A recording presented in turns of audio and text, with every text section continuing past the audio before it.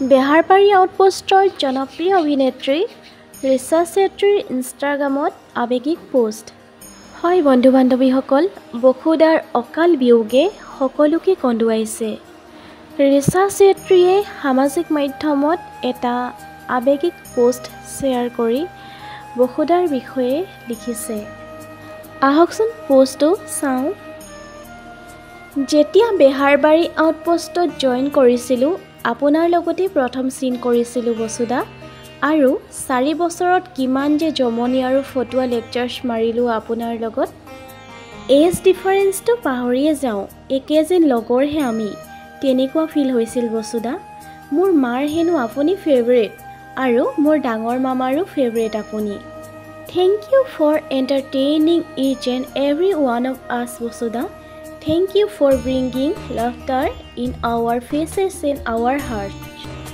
যদি আছে ভালে থাকিব দেই, আমি কিন্তু আপোনাক বহুত মিছ কৰিম। ঘণ্টা বুলি লিখোঁতে আপোনাৰ মুখৰ পৰাই শব্দটো শুনি থকা যেন ফিল হৈ গৈছেও।